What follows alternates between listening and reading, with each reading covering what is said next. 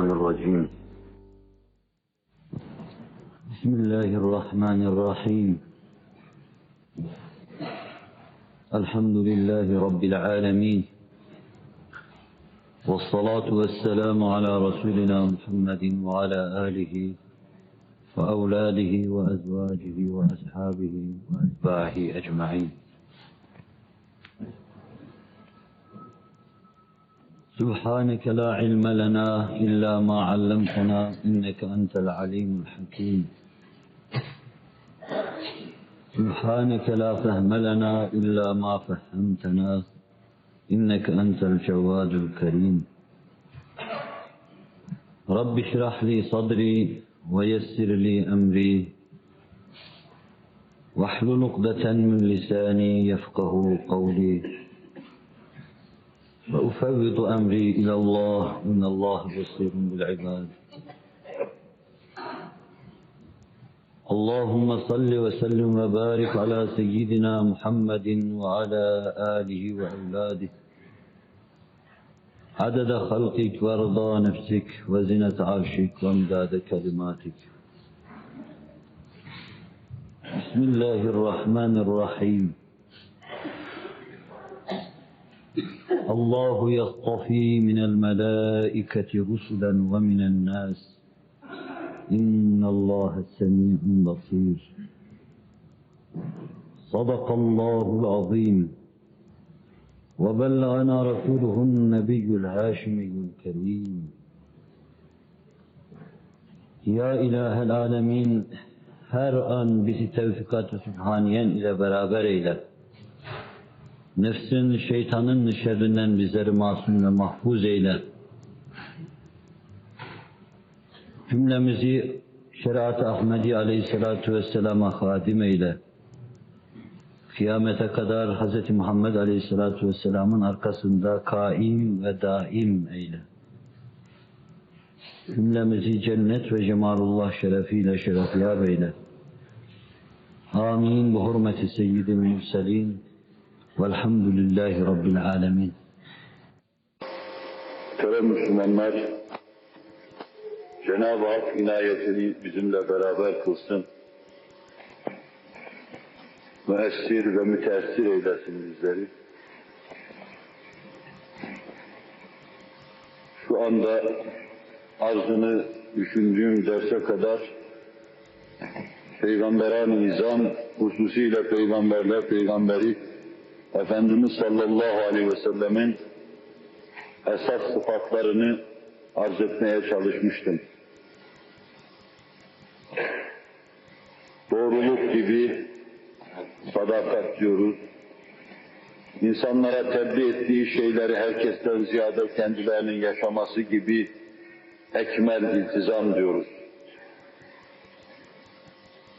Fetanet gibi mükellef bulunduğu vazifeyi enine boyuna kavrama, idare ettiği cemiyet tarafından kendisine teveccüh eden her meselenin ötesinden kalkma kabiliyeti, kapasitesi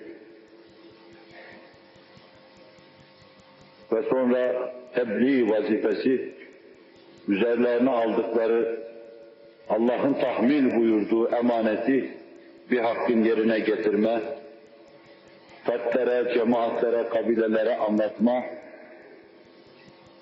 bütün bu mevzulardan çıktığımız zaman bir mana çıkardık.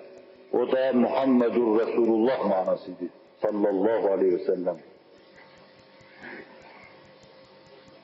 Bu esas sıfatları böylece kısaca arz ettikten sonra söz vermiştim, Cenab-ı Hak tevfikini yar ederse çok kısa olarak bir de Peygamberin peygamberliğini gösteren mucizelerini arz etmeyi düşünüyorum demiştim. Zaman ve zeminin müsaadesi olursa tabi,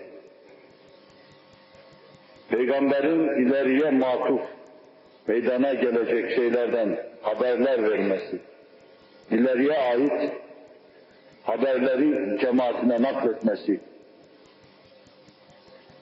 yine Cenab-ı Hakk'ın bahşedeceği lütuf ve imkana bağlı, bir de kendi dünyaya teşrif etmeden hakkında daha önceden verilen beşaretler, bir de işte bu beşaratı arz etmeyi söz vermiştim.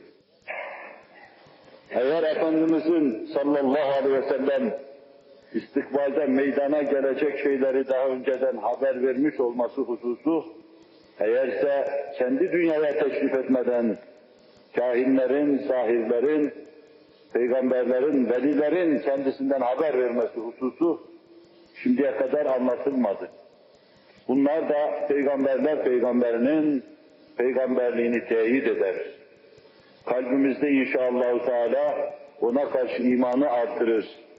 Allah bu sayede bağlılığımızı ziyadeleştirsin inşallah Teala. Onun için sıra gelmiş sayacağımız mucizatı kısaca arz etmek istiyorum. Bu hususa girmeden iki meseleye dikkatinizi istirham edeceğim. Birincisi, Resul-i Ekrem Aleyhisselatü Vesselam'ı daha önceki sıfatları içinde bir nebi olarak az çok tanımadan, bir fikir edinmeden çok defa mucizatı gözüyle görmeyen kimseler için mucize teyit edici bir delil olamaz. Keza Allah'a inanmamış bir insan için de mucize teyit edici delil olamaz. Biz mucizeleri Allah'a inandıktan ve Resul-i Ekrem Aleyhisselatü Vesselam hakkında da şöyle böyle az fikir edindikten sonra ele alır anlatırız. Ama Aleyhisselatü Vesselam'ın muhasırları, onu müşahede edenler nazarında mucize bizim nazarımızda olduğundan çok daha büyüktür. Çünkü onlar kainatta adeti ilahi olarak cereyan eden hadiselerin değiştiğini görüyorlar. Nebi suyu yukarıya doğru akıtıyordu. Yağan yağmura dur diyordu, duruyordu. Bulut yokken yağ diyordu, yağıyordu. Bunu gözleriyle görüyorlardı. Bir sihir değildi bu, çünkü neticeleri itibariyle ortaya çıkıyor, tesirini, eserini gösteriyordu. Ve bir de peygamberlik davasına, iddiasına mukarindi bu mesele. Nebi ben peygamberim diyordu. Takvasıyla, zühdüyle, haliyle de bunu gösteriyordu.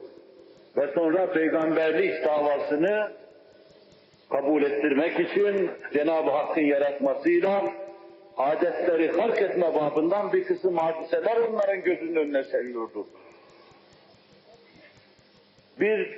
Bu hususun nazarda tutulmasını, kafada tutulmasını istirham edeceğim. İkincisi, Aleyhisselatü Vesselam'ın mucizesi sadece kendi devrindeki mucizelere münhasır değildir.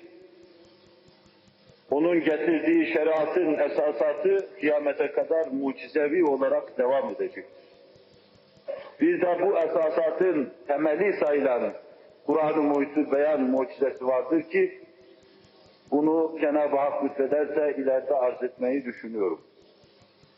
Bu itibarla Efendimizin mucizelerini ele alırken bir kendi hayatıyla kaim, vefat ettikten sonra mucizelerin inkıtağa uğraması ve ancak gölgelerinin Allah'ın makbul kulları, evliya ve asfiyanın eliyle yine Allah tarafından yaratılarak, keramet olarak halkın nazarına arz edilen şeyler. Bu mucizenin velide keramet halinde temadi etmesi demek.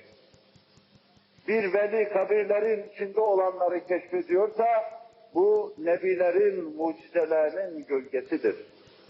Aynı lütfa mazhariyetin ifadesidir. Velayeti iddia makamında keramet zuhur eder, ikram-ı ilahi zuhur eder. Nübüvvet iddia makamında mucize zuhur eder, Allah o türlü lütufta bulunur. Bir de Aleyhisselatü Vesselam'ın kıyamete kadar inkıtağa uğramayan mucizesi vardır. Kur'an-ı Mucizül Beyan. Herkesin her zaman müracaat edip onun içindeki harikuladeleri görmesi mümkündür. Binaenaleyh harikuladeleriyle kıyamete kadar temadi edecek bir mucizedir. Bir de Kur'an-ı Mucizül Beyan'ın eseri vardır. Ben buna da mucize diyorum. Kim demezse demesin. Aleyhisselatu vesselamın eseri de bir bakıma mucizedir. Temin ve tesis buyurduğu İslamiyet bir bakıma mucizedir. 14 asırdan beri çeşitli rahnelerle rahnedar olduğu halde hala ayakta duran, aynıyla ayakta duran Aleyhisselatü Vesselam'ın eseri olan Müslümanlık mucizedir. Kur'an üzerinde müessestir. Siz diyeceksiniz ki çeşitli kafir sistemleri var, mektepleri var. Bunlar da asırlardan beri devam ediyorlar. Restoreyle devam eden müesseseleri kastetmiyorum.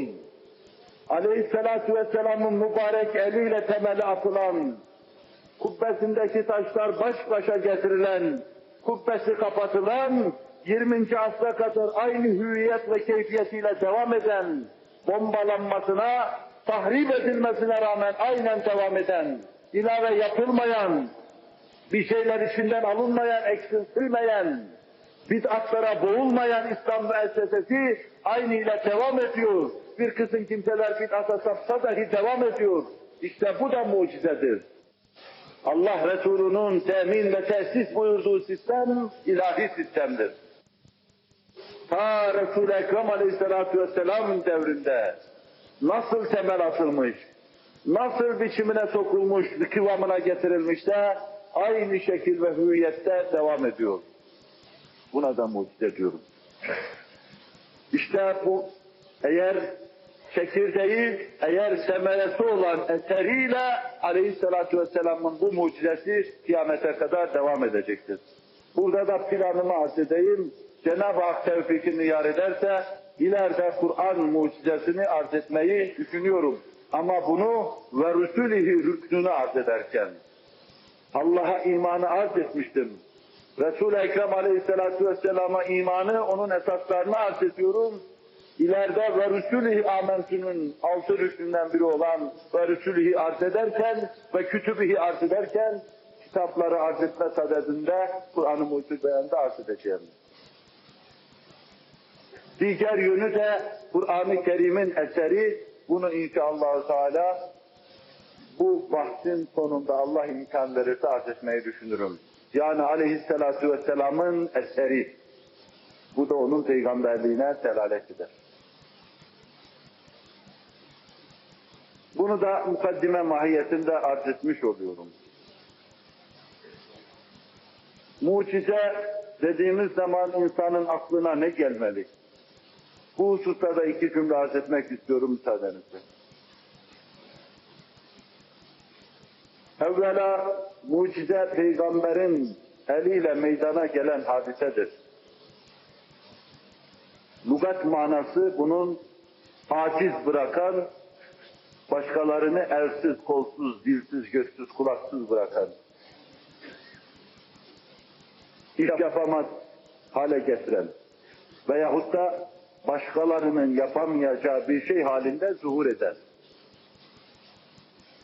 Kur'an mucize dediğimiz zaman onun gibisini kimse yapamaz demektir. Onu sadece Allah Celle Celaluhu ifade buyurur.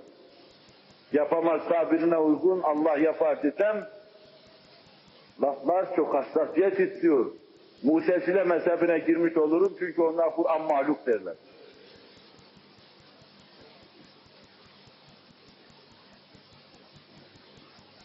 Bir, bu yönüyle mucize Allah'ın yaratmasıyla Nebi'nin elinde meydana gelecek.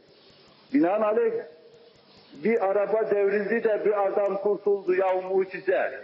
Bu hata bir laftır. Allah'ın bir ikramı, ihsanı, inayeti deriz. Serbesttir. Fakat ne dediğimizi, nerede ne dememiz gerektiğini ifade ederken çok dikkat etmek lazım. Mucize Nebi'nin eliyle meydana geliyor. Ne arabanın şoförü Nebidir, ne de arabanın içindeki kimseler, ne de araba Nebidir. Binaenaleyh bu hususu tavzih için mucizenin manasını bilmekte fayda var. İkincisi, mucizenin manasını bilirsek, bu asırda da bir kısım mucizeler bekleme gafletine, akılsızlığına düşmüş olmayız. Bize de Allah mucizeler göstersin. Ama nasıl mucize göstersin? Ayın yarıldığı gibi biz de elimizi kaldıralım, yağmur yağsın, kaldıralım dursun. İşte mucizenin tarifi içinde olanı, Peygamberin eliyle Allah'ın yaratmasıyla meselesi bunu da keser atar. Öyleyse burada hemen tarifini arz edeyim. Mucize, peygamberlik davasını iddiaya mukarin olarak Allah'ın yaratmasıyla onun elinden meydana gelen harikulade bir hal, bir keyfiyet. Ade, hal ve keyfiyet şunlardır, adetten olan şeyler. Normal olarak her gün güneşin doğması mucizedir, fakat adeti ilahi içinde cereyan eder. Ağaçların bitmesi mucizedir, yani beşer yapamaz bunları ama adeti ilahi içinde cereyan eder. Esbab toplandığı zaman bunlar oluverir.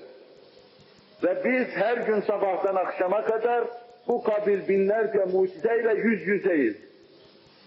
Havanın sistemli olarak içimize girmesi, onun atomlarının belli yerlerini alması, kiminin beyne gitmesi, kiminin kalbe, kiminin ciğere gitmesi, her birisi Eflatun kadar zeki olması, kim kadar dirayetli, kiyasetli olması gerekir ki bu mükemmel işler olsun.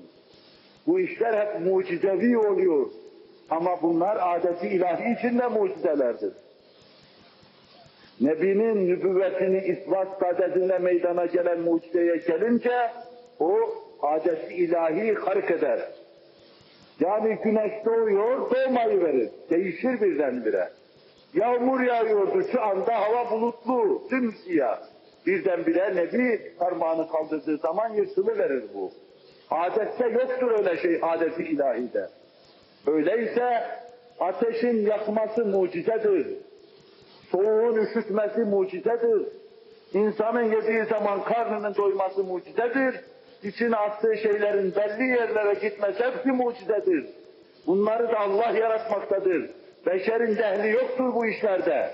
Fakat bunlar adeti ilahi kanunları içinde cereyan etmektedir. Yani ne zaman sen lokmayı ağzına Allah'ın emri ve izniyle götürürsen, Allah ağzını sulandırır, adeti ilahidir. Mideye ne zaman giderse mide asit ifraz eder, Allah'ın adetidir. Bağırsağa gittiği zaman hazm olur, Allah'ın adetidir. Ciğer faaliyete geçer, kan tevzi yapar, Allah'ın adetidir bunlar. Bir de bunları bozuverir Allah Celle Celaluhu. İşte hayatın sona ermesi bu bozuvermedendir. Harikuladedir. Bir camidin hayata mazhar olması harikuladedir. Bunlar mucizedir. Fakat bizim bahsinde olduğumuz mucize, Cenab-ı Hakk'ın adetler halinde yarattığı, cereyan ettirdiği mucizeler kabilinden mucize değildir. Bunu da bilmek lazım. Sonunda bir temhid mahiyetinde bu hususta fikir edildikten sonra sihir, keramet, mucize bunları birbirinden tefrik eden kayıtlar üzerinde yeniden duracağım inşallah. Mucizeyi bu şekilde ele aldı mı temhidde fayda mülahaz ediyorum. Bir kısım mucizeleri izah etme gafletine düşmeden kurtulmuş oluruz.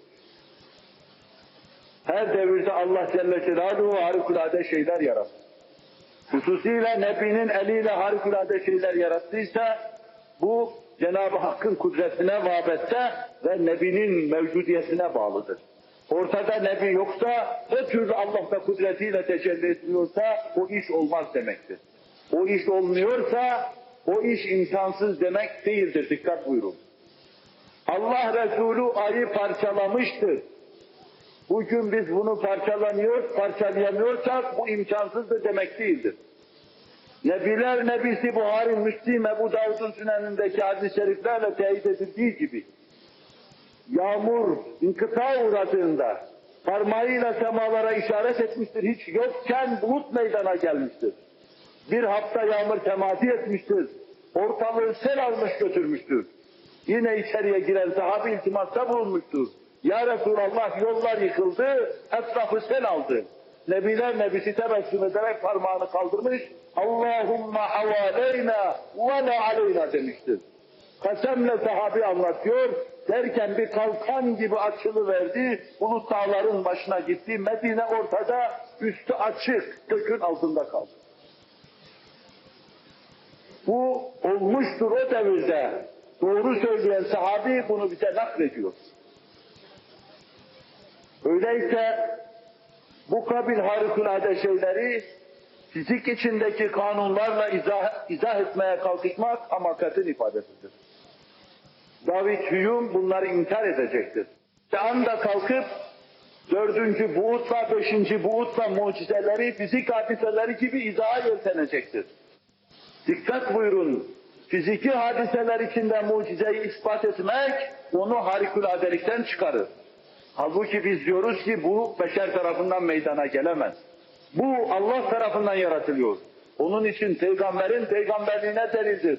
Siz bunu izah ettiğiniz zaman, fiziki kanunlar içinde cereyanını gösterdiğiniz zaman, bunun peygamberin peygamberliğine ve çi delaleti kalmaz. Cehan kendini zorluyor. Hz. İsa'nın mucizelerini ispat için 4. buğutta kiremitleri uçuruyor. Öyleyse insan da göğe çıkar diye zorluyor kendisini.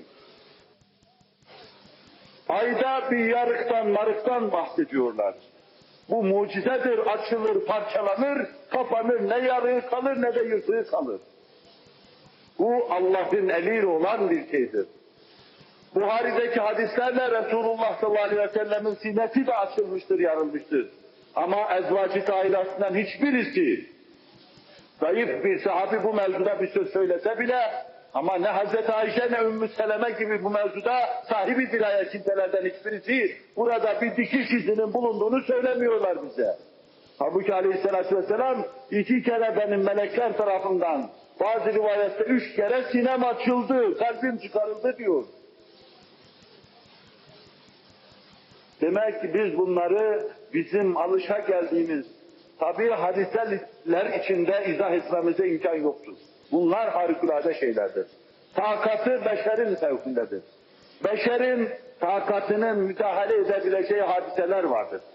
Oksijeni hidrojene katıp bir kısım alat-ı edavattan istifade etmek suretiyle su yapabilirsiniz.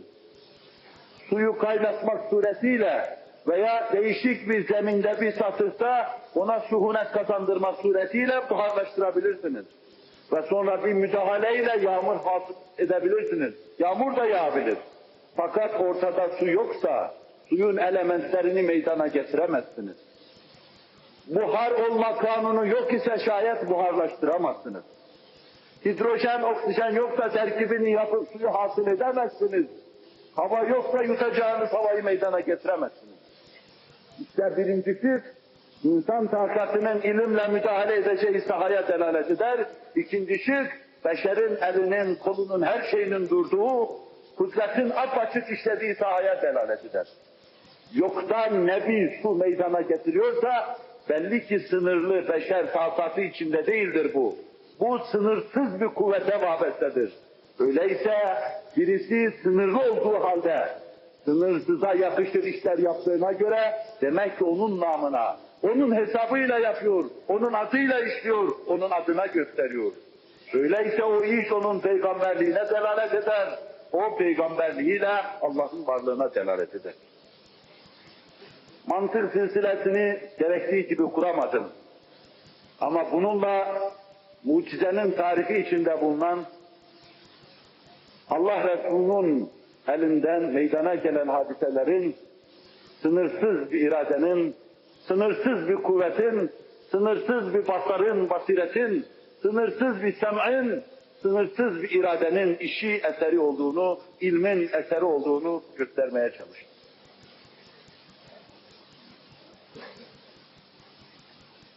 Aleyhisselatü Vesselam'ın bu cümleden olarak pek çok mucizeleri vardır. Yalandan, şeytandan kaçıyor gibi kaçan onun sadık dostları bunların binlercesini bize nakletmişlerdir. Bu o devirdeki kimselerin kalplerindeki buzları eritiyordu. onları serfuru ettiriyordu. Herkes Aleyhisselatü Vesselam'a bunu görüp ittiba ediyorlar. Biz de görmediğimiz Amerika kıtasını bize haber veren insanların haberini itimat ettiğimiz gibi, hiç gitmediğimiz halde 5 kişinin gidip gelmesiyle ayın satında olup bitenleri kabul ettiğimiz gibi, dosdoğru söyleyen sahabe-i kiramın radıyallahu anh hazaratının bu husustaki beyanlarına harfiyen itimat ediyor ve Aleyhisselatü Vesselam'ın bu husustaki teyidasını da arz ediyor. Bunların binlercesini size arz etmek günleri alır. 5-6 hususa dair birer ikişer misal arz etmek istiyorum. Bir, Aleyhisselatü Vesselam'ın eliyle suların bereketlenmesi hususuna dair çok az bir misal arz edeceğiz. Halbuki bu mevzuda muteber hadis kitaplarının bize naklettiği 100'ün üstünde vaka var. İkincisi, meşhur Mescid-i Nebevi'de ciz dedikleri hurma kütüğünün Aleyhisselatü Vesselam'ın firakıyla inlemesi, yani camitlerin Aleyhisselatü Vesselam'ın eliyle konuşması hususunu, camitlerin konuşması hususunu arz edeceğim. Üçüncüsü, Aleyhisselatü Vesselam'ın dualarının tesirini arz edeceğiz anında. Dördüncüsü, şuursuz olduğu halde canlıların şuurkar davranışlarla Aleyhisselatü Vesselam'a muhatap olduklarını, onun etrafında pervaz ettikleri hususunu. Bu hususta bir iki misal arz edeceğim. Beşincisi, mukaddemede Berat-ı İstihlal işaret ettiğim Şakkı Kamer hadisesi, ayın parçalanması hususunu arz edeceğim. Altıncısı, Aleyhisselatü Vesselam'ın eliyle en onulmaz yaralıların ve dertlilerin şifaya oldukları hususunu arz edeceğim. 7. Miraca kısa bir temas edeceğim. Çok su götüren bir husustur. 8.'si de yine Aleyhisselatü Vesselam'ın mübarek duası ve temasıyla yenen şeylerin bereket kazandığı hususunu bir iki misalle arz edeceğim. Mucizatın veçhi delaleti müminin nazarında bu misallerle inşallah Teala kamil manada zuhur eder. Bunların anlatılması hususunda hususi kitaplar yazılmış. Delail-i Nübüvve adı altında kitaplar yazılmış. Beyhaki gibi 4. asrı 5. asra bağlayan o nadide asrın nadide simalarından Delail-i Nübüvvesi var. Yine aynı asırda yaşayan Ebu Nuaym'in Delail-i Nübüvvesi var. Daha sonra yüzlerce insan bu vadide Delail-i Nübüvve yazmış. İbn-i Kesir bunları Bidaye ve Nihayetinde cem etmiş, toplamış. Mevsuk ve muhtemet olanların. Müteferrik olarak da bütün kütüb-ü ahadisiyede var.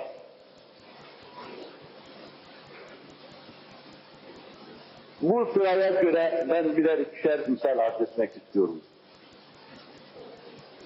Efendimizin sallallahu aleyhi ve sellem nübüvvet sofrasından hissiyatımızla, ruhumuzla, hayalimizle gidip ifade etmemize badi olur inşallah Teala. Sular Aleyhisselatü Vesselam'ın mübarek tükürüğünün içine girmesiyle, elinin temas etmesiyle, onun içine bir şeyler okuyup üflemesiyle bereketleniyor. Bir kişiye yetebilecek kadar su bazen 1400 kişiye kafi geliyor. Kendiler içiyor, abdest alıyorlardı, hayvanlarını suluyorlardı, yine de olduğu gibi kalıyor.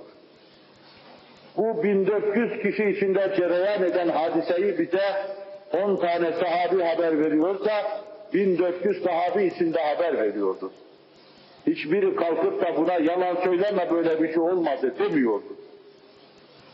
Ve bu vaka mükerrer olduğundan, pek çok sahabi tarafından rivayet edildiğinden, nev'en mütevatir olarak, yani inkar edilmeme hüviyetiyle karşımıza çıkıyor. İşte bunlardan bir tanesini Müslim, Beyhaki ve Ebu Nuaym delaillerinde, Müslim de sahihinde Hazreti Cabir gibi Efendimiz'den ayrılmayan bir sahabi tarihiyle bize şöyle naklediyorlar. Bir seferde Resul-i Ekrem Aleyhisselatü Vesselam'la bulunuyorduk. Namaz vakti yaklaşınca Allah Resulü sallallahu aleyhi ve sellem bana seslendi ve buyurdu: "Nâdi bil vudu'i." Abdest için seslen, abdest alsınlar. Ben de el vudu diye seslendim halka. Bir araya geldiklerinde dediler ki, bir insanı doyuracak kadar su dahi yok kervanımızda, cemaatimizde. Rek diyor bu ordumuzda. Allah Resulü'nün sallallahu aleyhi ve sellem içtiği suyu soğuk olarak tutmakla vazifeli bir ansar var. Allah Resulü mümkün olduğu kadar soğuk su içerlerdi. Bundan hoşlanırlar. Onun vazifesi de buydu. O çölde soğuk suyu tutmakla vazifeliydi. Cabir'i onun yanına gönderdi.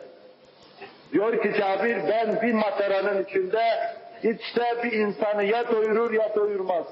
İşte o kadar bir su buldum. Sonra Allah Resulü bana emretti. Nâdi bi cefnekir rekbi. Cemaatin teknesini, leğenini getirin bana. Sesten getirsinler. Getirdim diyor. Allah Resulü'nün önüne koydum. Mübarek elini teknenin dibine koyuverdi. Cemaatta başına toplanmış bulunuyorlar. Sonra bana kul bismillah dedi. Bismillah de ve sonra suyu dök. Ben Allah Resulü'nün elinin üstüne suyu dökmeye başlayınca mübarek parmaklarından su feveran etmeye başladı. Tekne taşıyordu, herkes kırbasını, matarasını dolduruyordu. Herkes içti, abdest aldı, o yine öyle dolu duruyordu diyor. Yüzlerce insanın işhad edildiği bir vakada Hazreti Cabir ala mele'in nas bu vakayı naklediyordu. Hiç kimse çıkıp da sen hilaf-ı vaki beyanda bulunuyorsun demiyordu Cabir'e. Demek ki onun söylediği şeye hepsi iştirak ediyorlardı. Naam sadak diyorlardı. Evet doğru söylüyorsun, öyle olmuştu. Sustularsa bu kabil şeylerin binlercesi o gün cereyan ediyordu. Söylemenin manası yoktu ki Allah Resulü sallallahu aleyhi ve sellem belki her gün olmasa bile her hafta böyle harikulade bir şeye mazhar oluyordu.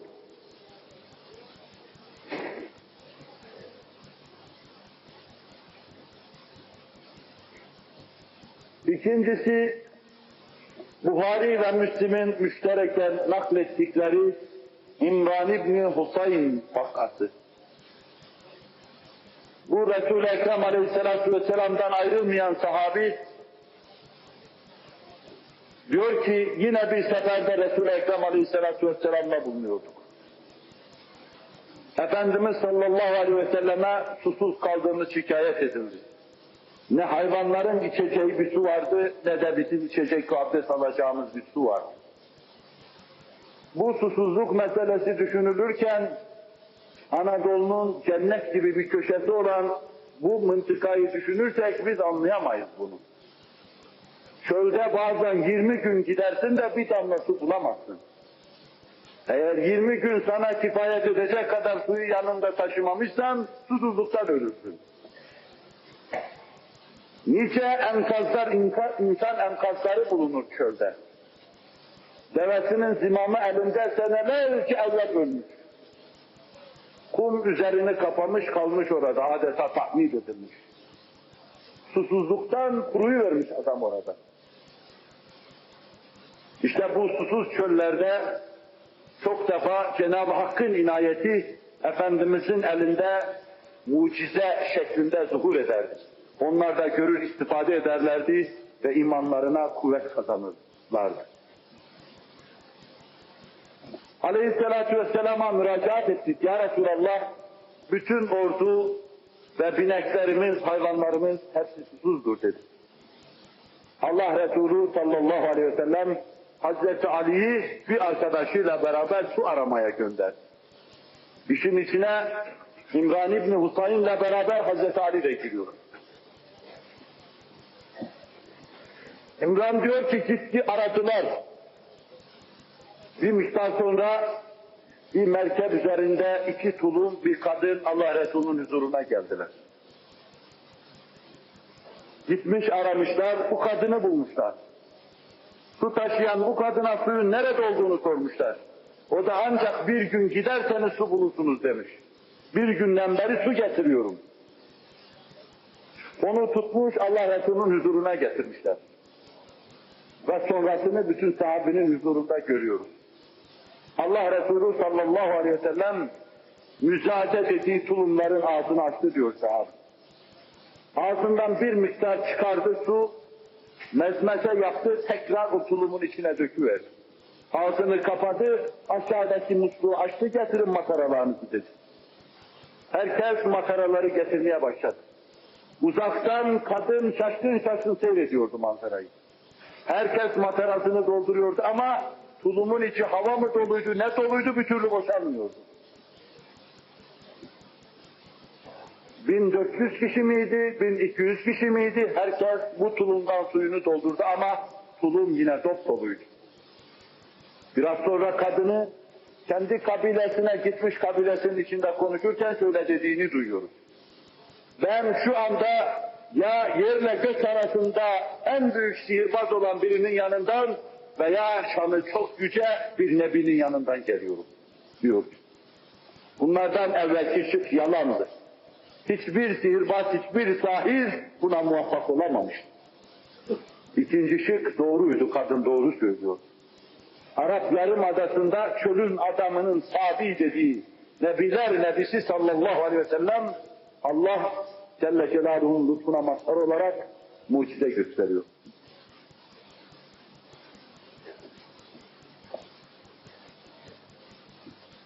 Her iki şıkta da Resul-i Ekrem aleyhissalatu vesselamın iltiması Allah'ın izniyle araya girmesiyle az bir suyun bereket kazandığını görüyoruz. Sudaki bereket, bu bereket mucizesi Nebiler Nebisi'nin peygamberliğine delalet ediyor. Allah-u Teala ve Tekaddes Hazretleri nankör nefislerimizi bu mevzuda izana ulaştırsın, teslime muvaffak kılsın inşallah Teala.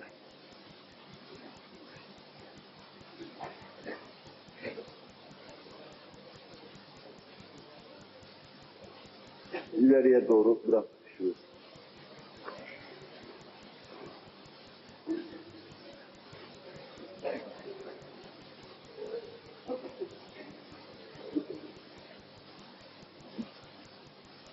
Bu hususta bir üçüncü meseleyi de arz edeyim.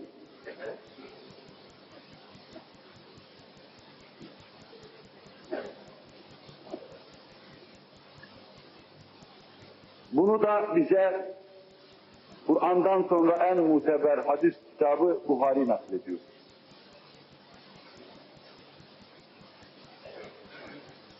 Ravi hadis Misveri bin Mahreme. Bu o zamanlar çocuk denecek yaştaydı.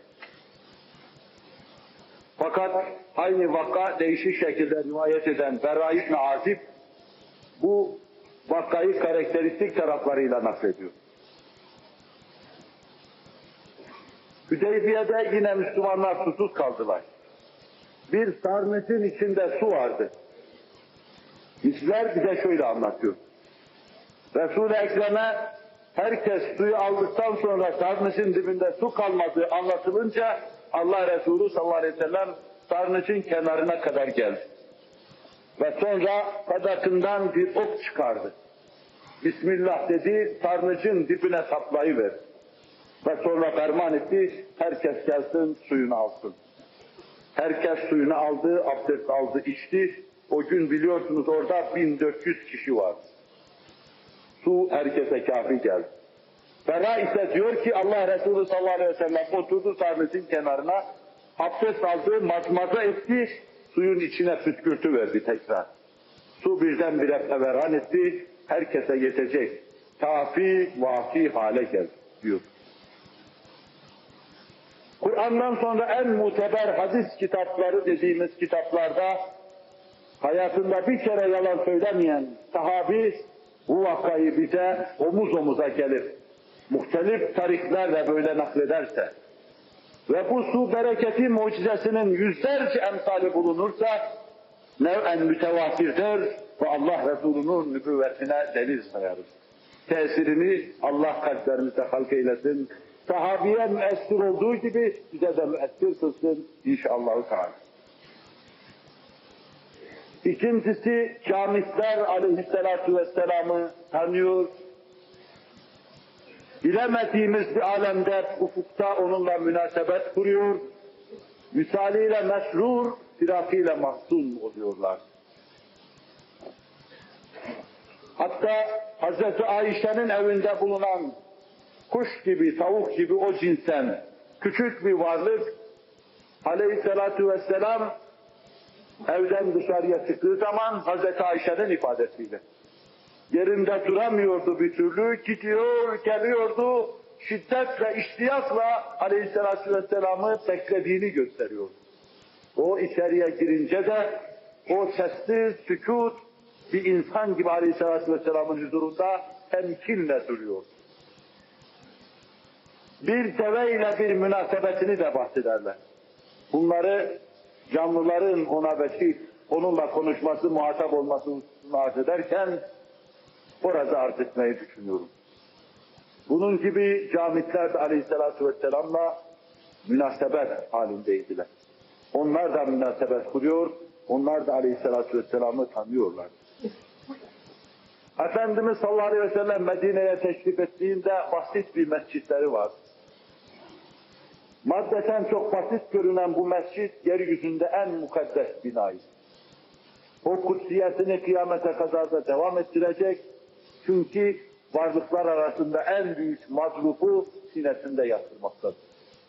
Bütün varlık alemini tartan, kendisi kadar ağır gelmeyen nebiler nebisini sinesinde yatıran o ravza çok büyüktür. Onu ehli kalp olan bilir. Gerektiği gibi hissedemediğimi ifade edeyim. Bununla beraber kusurlarıma, günahlarıma rağmen duyduğum şeyi anlatmadan da aciz olduğumu bir nimetlik ilahi olarak ifade etmede fayda mülahaz ediyorum.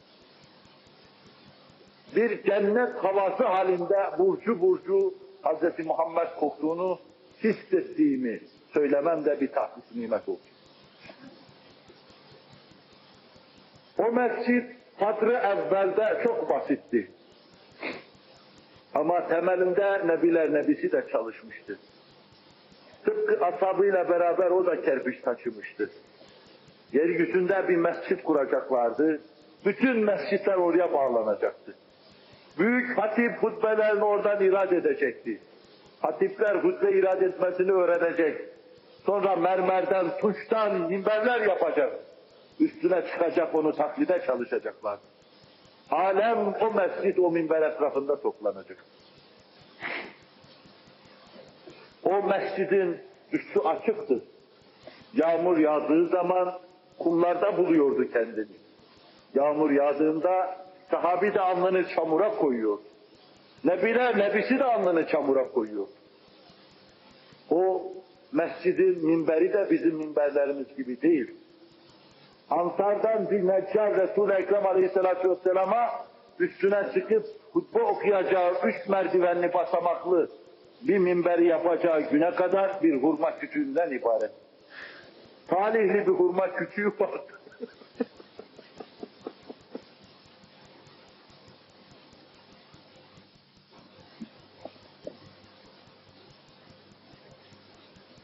Allah Resulü ona dayanıyor, hutbe irade ediyor.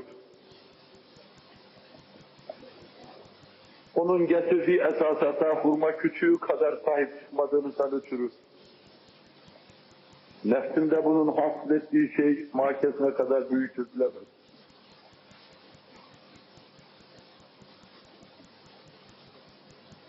O kütüğe dayanıyor, hutbelerini irade ediyor. Ansar bir minber yapıverdi. Üst cumaydı. Şekil itibariyle benzetemem kimseye onları. Bizim gibi lebalep mescidi doldurmuş, Resul-i Ekrem'in nasıl lâl-i cöher dökeceğini bekliyorlar. O minberine dayanacak, hutbe irad edecek. Onlar da veş ve vecd içinde Resul-i Ekrem'i dinleyecekler. Tahtaların daha ıslaklığı gitmemiş bu ter-i taze minberde Resul-i Ekrem'i kâmeti bağlasıyla görmek istiyorlar. Aleyhisselatü vesselam minbere çıktığı anda birdenbire camide bir inilti duyuluverir. Bu vakayı bize pek çok sahabi naklediyor. Sonunda arz edeyim onu. Hem sahabinin adını hem de hangi hadis kitaplarının naklettikleri. Kimisi bize bir deve yavrusu gibi bir ses duyduk diyorlar. Kimisi diyor ki kütük iki şak oldu. Kimisi diyor bir çocuk gibi bağırdı. Birdenbire Resul-i Ekrem'den nazarlar hurma kütüğüne teveccüh. Bağıran o hurma kütüğüydü. Adeta dile gelmişti. Cibril'in ayağını bastığı topraklar ayaklamaklar oluyor. Nebiler nebisinin sırtını verip dayandığı kütük cana geliyor ve konuşuyor. Onun nübüvvetini ilan ediyor. Allah Resulü hutbe iradını bıraktı bir tarafa. Sekine ve vakar içinde aşağıya indi. Ne kadar dolmuş, ne kadar duygulanmış, ne kadar bulutlu bir gökyüzü gibi yağmur dökecek hale gelmişti. Kütüğün üzerine abandı, elleriyle onu okşadı ve sonra kütük sesini kesiverdi. Cami lerzeye gelmişti. Bütün cemaat ağlıyordu hıçkıra hıçkıra. Bütün camide bu hıçkırık vardı. Allah Resulü kütüğün üzerine kapanmış, abanmış, onu iltizam buyuruyor. Ve sonra ashabına dönüp de durumu arz ederken şöyle dediğini duydum. لَوْ لَمْ أَلْتَزِمْهُ لَمَا زَالَ إِلَى يَوْمِ الْقِيَامَةِ حُزْنًا عَلَى رَسُولِ اللّٰهِ sallallahu aleyhi ve sellem. Eğer kalkıp iltizam etmeseydim, iltifat edip okşamasaydım, kıyamete kadar sizi böylesine ağlattıracak, bağırıp duracaktı o. Başka bir sahabi naklederken, bu makamda okunan hutbenin ayrılmasına dayanamadı, bağırdı buyuruyor Allah Resulü. Ve delail sahiplerinin nakline göre Allah Resulü sallallahu aleyhi ve sellem senin zerratı asliyeni Allah Celle Celaluhu cennette bir ağaç haline getirsin. Allah'ın veli kulları o ağaçın meyvelerinden yesin. Vaadini ona vermesi söylemesi üzerine küçük sesini kesti diyor.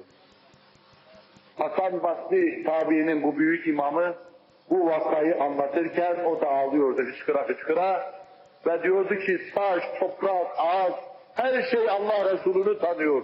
Onlardan geri kalmamak için bizim de öyle olmamız lazım diyor.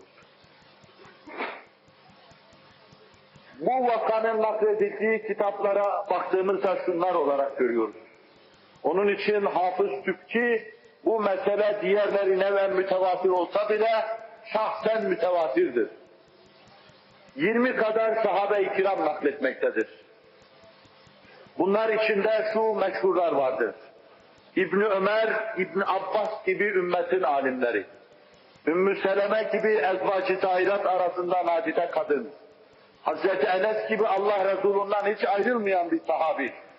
Hazreti Cabir gibi imtiyazı herkes tarafından teslim edilen, Ebu Said el-Hudri gibi Medine'nin alimi sayılan sahabi, Sehl ibn Sa'd gibi radıyallahu anh hadiste çok nadide tip ve İbn Mesud gibi Hazreti Ömer Küfe'ye gönderirken, Küfeliler sizi nefsime tercih ettiğim için bu ayrılığa dayanacağım. İbn Mesud'u size gönderiyorum dedi. İbn Mesud gibi meşahiri ashabtan 20 kadarı bu hadisi rivayet ediyorlar.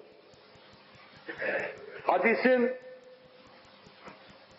naklinde kitaplarına yazan kimselere gelince başta Buhari var bu mevzuda.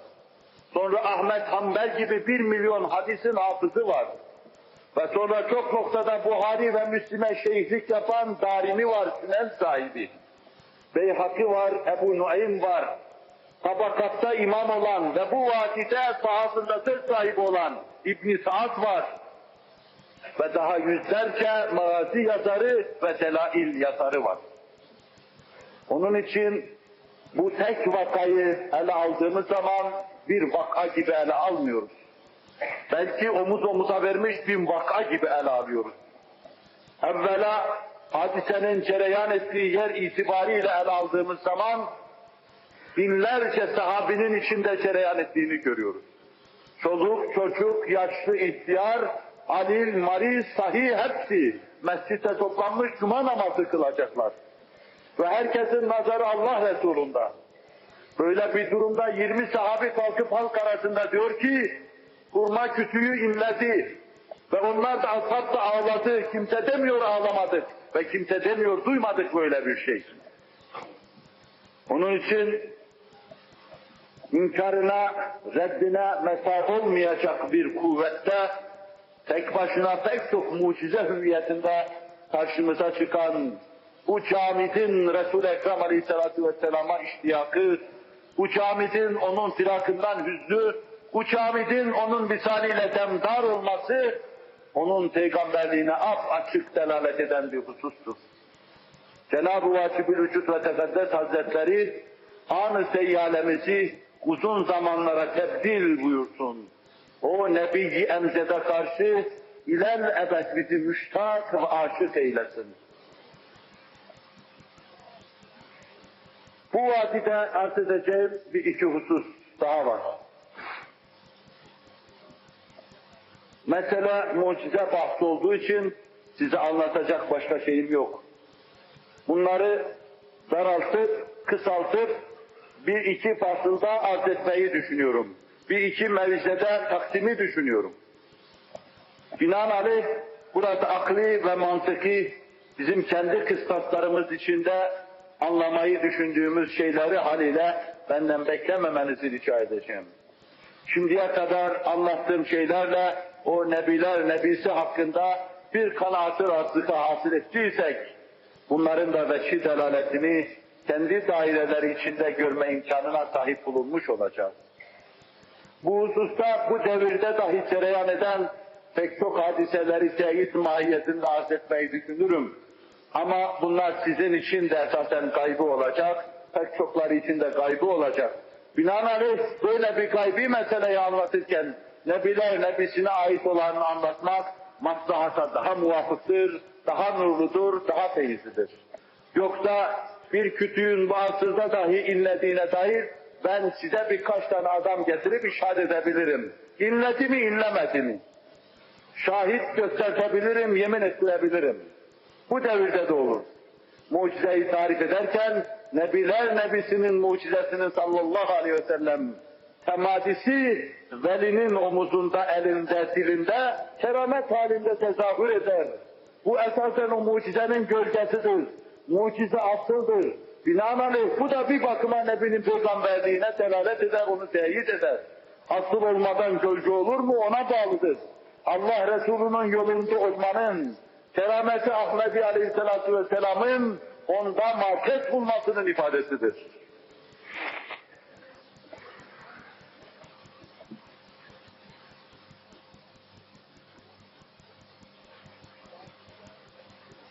Camitler Resul-i Ekrem Aleyhisselatü Vesselam'la konuşuyorlar. Nice bu mevzuda delail yazarları var ki Aleyhisselatü Vesselam'dan tevatür haline gelmiş şu sözleri naklederler. Arz edeceğim misalin dışında arz ediyorum. Bana peygamberlik geldikten sonra taş, ağaç, neyin yanına uğrarsam bana selam dediklerini duyuyorum. Alem onu selamlıyor. Bu mevzuda yazılmış yüzlerce mevlidde, bu hususta yazılmış yüzlerce mazide bunların yüzlercesi anlatılır. Resul-i Ekrem Aleyhisselatü Vesselam'la her şey alakadar. Hatta nübüvvetten evvel gezerken dahi Aleyhisselatü Vesselam'la bulut alakadardı, yağmur alakadardı, ağaç alakadardı. Gezerken başında pek çokları bir bulutun, güneşin sıcağından onu korumak için onun başında hareket ettiklerini söylerler. Ağaçlar Aleyhisselatü Vesselam'ın başının üzerinde gölge yaptığını yüzlerce insan bize nakleder. Bu mevzuda çok tenkitlere maruz kalmasına rağmen meşhur Zuhire vakası içinde Resul-i Ekrem Aleyhisselatü Vesselam'ın üzerine bir ağacın abandığını naklederler.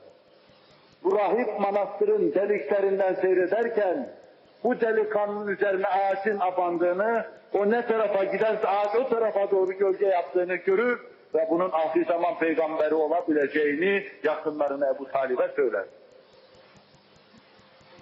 Fakat bizim için mevsuk olarak naklettikleri vakalar arasında Darimi'nin, Taberani'nin, Beyhaki'nin, Ebu Nuaym'in naklettiği şu vakayı görüyoruz. Ravi hadis İbni Ömer gibi kılı 40 yaran bir insandı. Resul-i Ekrem Aleyhisselatü Vesselam bir defa sahrada bulunuyorlar. Yanında sadık yaranı var. Bir bedevi bir tarafa doğru gidiyor. Allah Resulü sallallahu aleyhi ve sellem ona sordu. Nereye gidiyorsun? Ailemin yanına gidiyorum. Sana daha hayırlı bir yere delalet edeyim mi? Oraya git buyurdu. Nedir o hayırlı şey? Eşhedü en la ilahe illallah vahdehu la şerike leh ve eşhedü enne Muhammeden abduhu ve resuluhu demen. Bu şehadetin nedir? Allah Resulü ona iman telkin ediyordu. Gönülden şehadet, Allah'ın eşi ortağı olmadığı hakikatini telkin ediyordu. Ve kendisinin de bu mevzuda elçi olduğunu telkin ediyordu. Bedevi şehadete şahidin nedir dedi. Allah Resulü tam kendisine tekabül eden noktada çölde meşhur semure ağacı var. Büseyri bu semure ağacını destanlaştırır. Şahidim şu ağaçtır dedi. Daha Allah Resulü parmağını ona doğru kaldırmamıştı ki ağaç diyor sahabinin müşahadesi altında yeri yara yara Resul-i Ekrem'e kadar geliverdi. Emret oraya kadar gitsin dedi. Allah Resulü işaret buyurdu oraya kadar gitti. Adeta yazı yazıyor gibiydi. Bu seyri bu hususu da destanlaştırır. Câet li davetihil eşkâru sâcideten temşi ileyhi alâ sâkin bila kademi keennema satarat satran lima kesebet ruha min bedîl hasri fil nekami. Şairin kalemi sadece metniye yazmıyor. Kalemler ağaçlar kalem olmuş. Kalemler ağaç olmuş. Onlar da Resul-i Ekrem'in medyesini yazıyorlar. Huzuruna geliyordu. Kör olası insanın tanımamasına karşılık tanıdığını ilan ediyordu.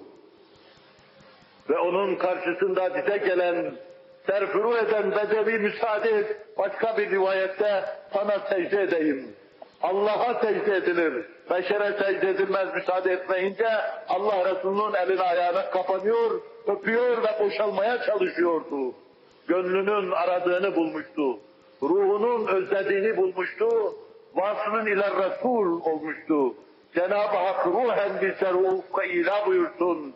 Bizleri de vasfının ile Resul eylesin inşallahü teala. Cenab-ı Hak yalnızlıktan, vahşetten, Nebiler Nebisini tanımamadan, arzularımızı, kaprislerimizi yaşamadan, şu asrın dalalet ve tuğyanı içinde boğulmaktan ufkumuzu temizlesin, bizi o asra, o asrın görüşüne, o asrın anlayışına, tertemiz afakına ila buyursun. Yar ve yardımcımız olsun.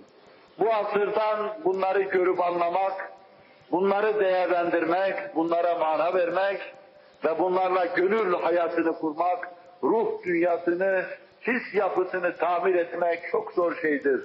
Her şeyin maddeye bağlandığı, akılların gözlere indiği, gözlerin ancak gördüğü şeylerin değerlendirildiği, teleskopun veya mikroskopun altındaki şeylere sadece pozitif nazarıyla bakıldığı, şu tuğyanın ve dalaletin yarış yaptığı asırda bunları görmek, bunları kabul etmek ancak kalbi hüşyarlara, Resuller Resulüne gönül vermişlere, onu az tanımışlara has bir keyfiyettir. Hele Nebiler Nebisi'nin mucizelerinin gölgesi olan bir kısım ikramlara mazhar değilse, kendi gönlünde bunların gölgelerini müşahede etmiyorsa, bunlara çok zor anlatırız bu hususları. İnsan inanırsa olur, gönül verirse olur, hakkın kapısını döverse olur, sular gibi çağlarsa olur, durmaz ağlarsa olur, gecelerini ihya ederse olur, döverse daima hak kapısını olur, ıslanırsa gözü olur, yanarsa sinesi olur, alnı nasır bağlarsa secdeden olur, abdestten ele ayağı çatlarsa olur, perişan olursa olur, sahidar olursa olur. İşin kenarında durursa hiçbir şey olmaz. Binaenaleyh bu ikrama mazhar olmayan Allah Resulü'nün nübüvvetinin tezahürü olan o mucizatı da mucizatın kâmeti kıymetine uygun sinesine alamaz ve değerlendiremez. Teberrüken üçüncüsünü nakledeyim, üçüncü vaka olarak. Bunu da Ahmet Hanbel, yine Darimi ve Beyhaki bize naklediyorlar. Bunun başında da Ya'la İbn-i Mürre var.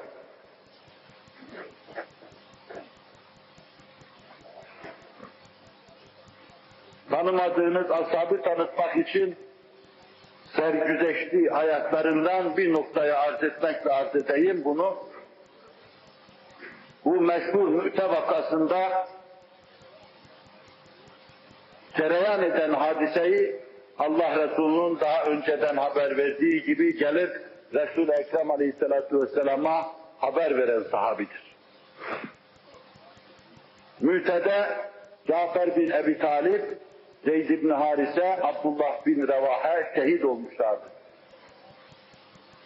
Ve sırasıyla kimin şehit olduğunu, nasıl şehit olduğunu ve yerine kimin geçtiğini Allah Resulü sallallahu aleyhi ve sellem sırasıyla haber vermiştir. Az bir miktar sonra da Medine'ye teşrif eden bu büyük sahabi, sahabe-i kiramın huzurunda Resul-i Ekrem'e vakanın şekli cereyanını anlatınca, Efendimizin dilinden duydukları aynı şeyin orada cereyan ettiğini görmüşler. Mü'te ile Medine arasında 20 günlük bir yol vardı. Mesafeler aşılıyor, harp meydanları çok uzaklardan görülüyor, sevkul ceyş adeta Medine'den yapılıyor. İşte bu Ya'la İbn-i Mürre anlatıyor. Arz ettiğim muteber hadis kitaplarında. Bir seferde Resul-i Ekrem Aleyhisselatü Vesselam askerden ayrılmış, bir ağacın altında istirahat buyuruyorlar. Uzaktan kendisine nezaret eden sahabi de vardı.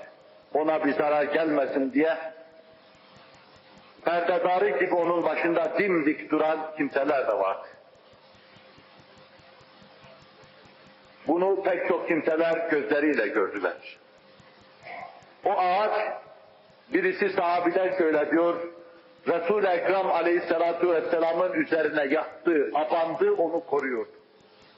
Bir başkası müşahadesinde onun Aleyhisselatü Vesselam'ın etrafında hareket ettiğini naklediyor. Aleyhisselatü Vesselam kalkınca dedi ki, ya Resulallah böyle bir şey cereyan etti. Halüsinasyon değildi, olmadık şeyi görmedik, hadiseyi tez müşahede etmedik. Böyle bir hadise cereyan etti. Buyurdular ki, o ağaç, o cami Allah'tan izin istedi bana selam vermek için. Temenna çekiyor ve selam veriyordu bana.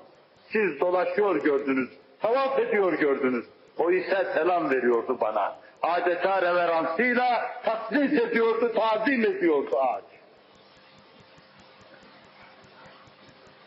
İki hususu arz etmiş oldum muhterem Müslümanlar. Bir, dudağının ıslaklığının içine girdiği suların bereket kazanması. Bunda teberrüken 3 vaka naklettim.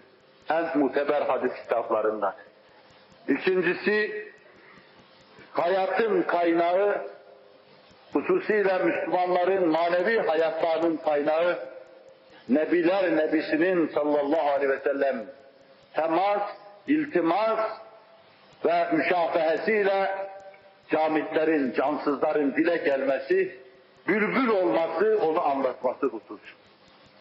Bireyin binlerce sahabinin huzurunda inlemesi, sızlaması, deve yavrusu gibi bağırması ve ağacın aleyhissalatu vesselama gelip temenna çekmesi ve bir başka ağacın Mekke'ye yazar gibi, kaside yazar gibi onun yanına kadar gelmesi hususunu arz etmiş.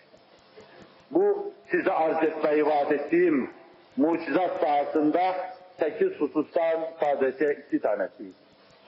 Cenab-ı Hak imkanlarını lütfederse önümüzdeki derslerde diğerlerini de misalleriyle arz etmeyi düşünüyorum.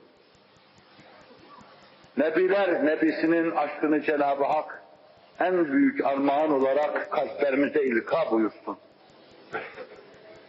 Ne zaman kavuşacak, ona ulaşacağız diye ciddi bir intizar ve iştiyakla ahireti bekleyen salih kimselerden eylesin bizleri.